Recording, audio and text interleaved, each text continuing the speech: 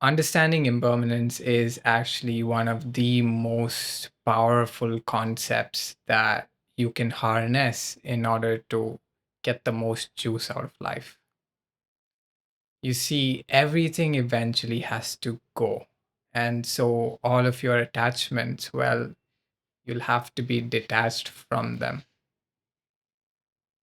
The more detached you can become with everything that you are so attached to, the more you can tap into that energy within you that recognizes that everything is in flux, everything rises and it falls, and it's fluid, it's never fixed.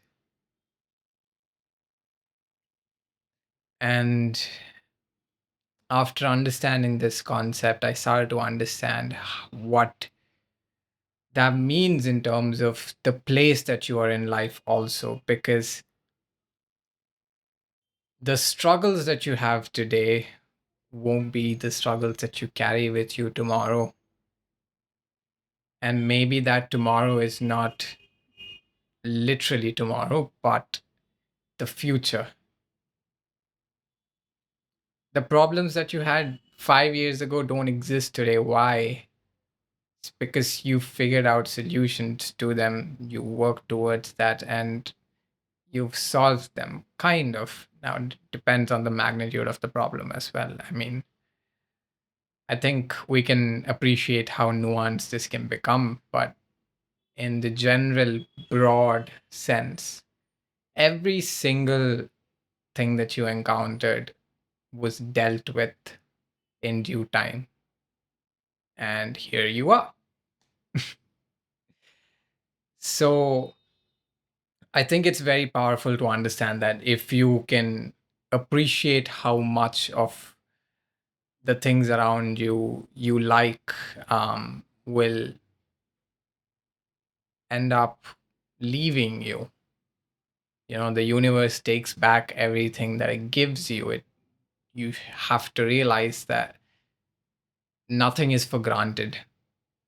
Cherish the time that you spend with every single thing that you love in your life. And the broader your love is, the more you can understand that it's simply because of that divine love of the universe that it decided to take it away, because the loss of a beautiful thing only underscores its beauty. And I think that my life in Bombay over the course of 5 years, and although I've seen struggles, it's been rather beautiful. And I have to recognize within myself, and I have to follow the intuition as to when I have to let this fleeting moment go. Because I know that life here in the city is not permanent for me. It's not where I'm destined to be. I'm destined for something else. I'm not demeaning Bombay or city life or any of that, but I just feel like I need to listen to this calling, which says that you've exhausted your time in Bombay and you've accumulated all of the wealth and the skill set, and by wealth I don't mean financial wealth, but in the sense of knowledge, experience, and learning how to build relationships and all of that wealth. um I just need to know where I can take that and now apply it next to, because this is becoming somewhat stagnant for me. And when things become stagnant is when my heart aches and yearns for movement once again, and the fluidity of life. And so you are doing something that is very, very, very, very, very, very, very wrong if your life is not drastically different every 5 to 10 years.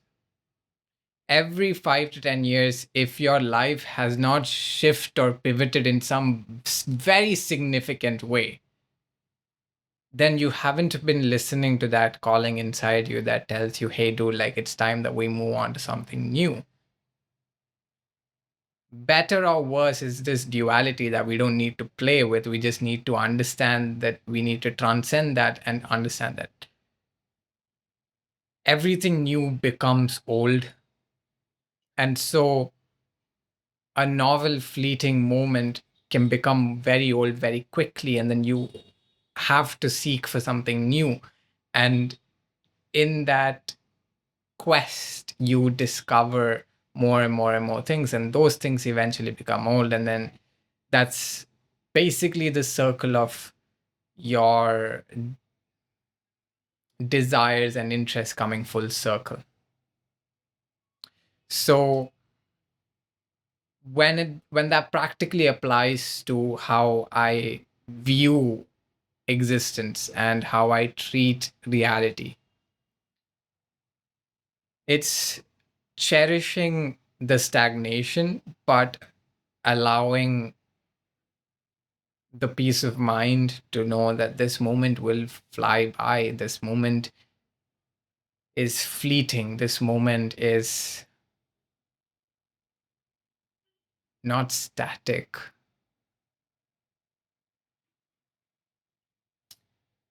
That becomes very difficult to do, especially when you have to confront and face death. I've never been emotionally moved by death up until this point because I have no experience with it. And so I have a lot of time to go in order to reconcile for myself what death actually means and try to contemplate and reflect on my own and the time that I have over here that I'm getting to spend and to feel, regardless of whether that feeling is absolute bliss or absolute suffering. Either is fine as long as I understand that neither are constants. They're constantly in flux. That's the only constant about them. All in all, this is to say that when something has run its course, recognize that. And it might be very scary at first to acknowledge that, even, but stick with it and see where that takes you. Where does that intuition, where does that yearning lead you? Because it's asking you to move, it's asking you to explore something that's unknown simply because it feels landlocked in this body of yours that you're not exploring the diversity of life and reality with. And so it's literally your nature calling out to you. Listen to that feeling and sit with that feeling and try to understand where it's coming from. And the more you can do that, and the more you can be honest with yourself about that, the more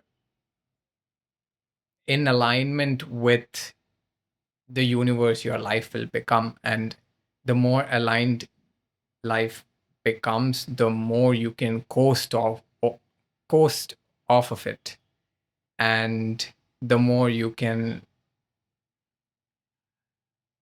thoroughly enjoy this fleeting experience that we understand as life.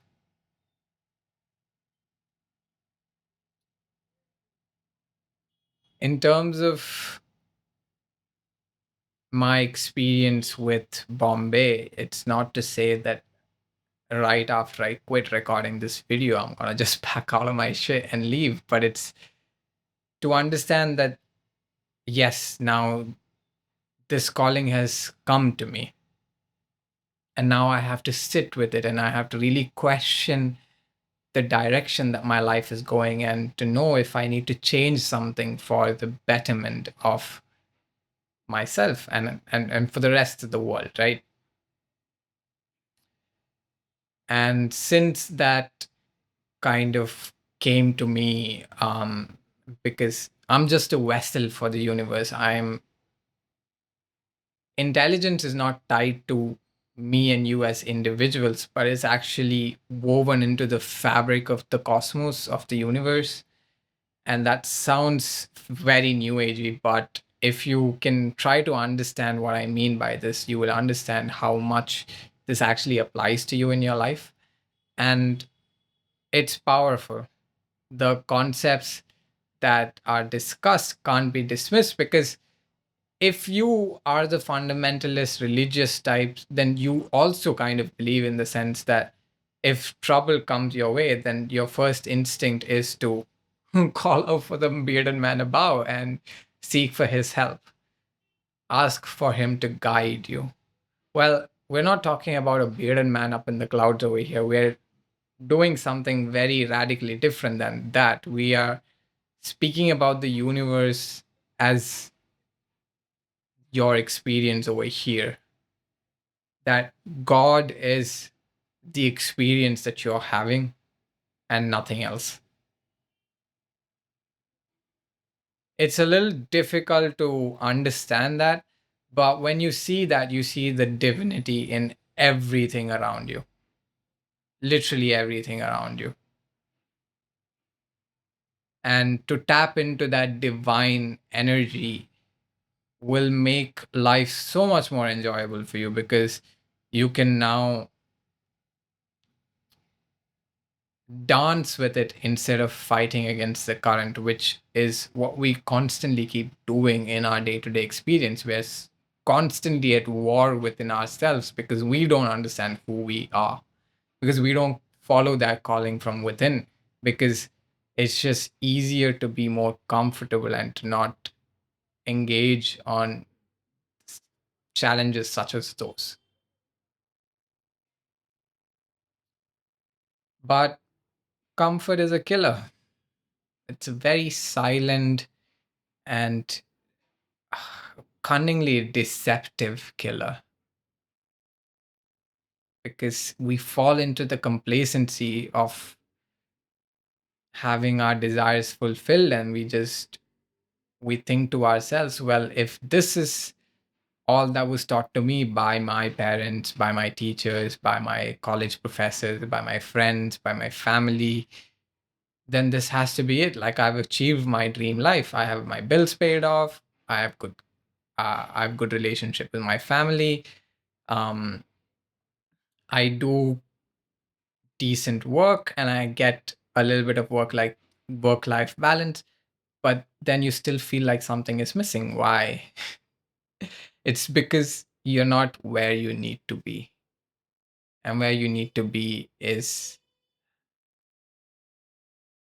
what the voice inside you is telling you where you need to be. And it's a very silent voice, and it's drowned out by all of the other yelling that's happening inside of your head, the war inside of your head. So you have to push past the smoke screen and to really discover this authentic you, this authentic voice. And when you do, and when you start listening to that, well, your life will become 100 times better.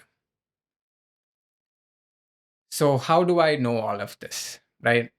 What's the backing behind everything that I'm saying here? Well, there is and there isn't. There is because all of this ideation and concepts and maps of reality is in the fruition of everything that I've done in the past, which I've documented on YouTube, and obviously stuff that I've done outside as well. But there isn't, because this is new waters for me. I'm still testing it out, and I have to be upfront and honest with you about that. But hopefully, I can illuminate how much this has an impact in my life through this work that I do. I definitely plan on staying here in Bombay for another 5 months. So this kind of video will definitely come. And then I want to go back home and spend some time with my family and then create content around that as well. And you will see how that kind of molds and shapes into the reality that I want to have in my life. And it's not going to be easy, it's not going to be short term. It's This is actually a project that needs years of investment. And the reason why I even think it's worthwhile to do this is because what the fuck else are you going to work for, dude? Because you're just going to you're just going to chase the small fish your entire life, and you're not looking at all the big fish out there. And there's a lot of big fish out there, and that people that chase the big fish are the ones that get the most out of life. They get the most juice out of life. And to actually get the big fish, you have to do a lot of preparatory work before that, and you need experience and you need the skill set that you need to execute on that task. Only a skilled fisherman can actually catch the big fish. But why do they do it? Why do they risk themselves out in the big ocean, the deep sea, for days on end just to find that one catch? Well, because that catch is so much more worthwhile than all of the small fish that people are frying. Your efforts will be rewarded, and rewarded duly. It's just that you need to be true to yourself as to what it is that is your effort and your contribution to society. This, for me, not just with YouTube, but with my personal development, is not results that I'm expecting to be had within the next year or two. This work demands a little bit more time than that. It demands at least 5 more years before I can actually reap the benefits of this.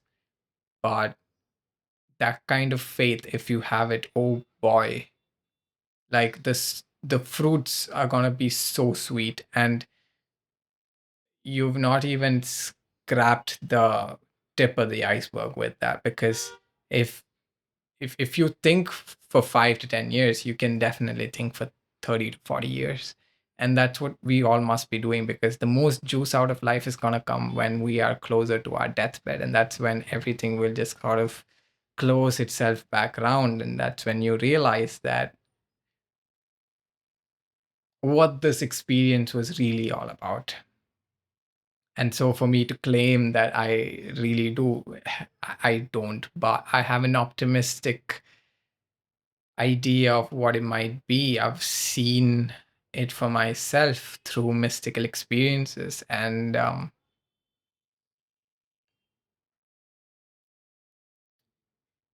heaven is actually one thing, it's not separate from hell. And so if we see one thing as heaven, or if we see one thing as hell, that's how we end up seeing it. And the moment you change that, and the moment you see that heaven and hell both exist on earth, the more you can appreciate the impermanence of life and how fleeting it is. And in turn, appreciate each moment for what it is without attaching yourself too much. Moving in detachment, knowing that everything is impermanent.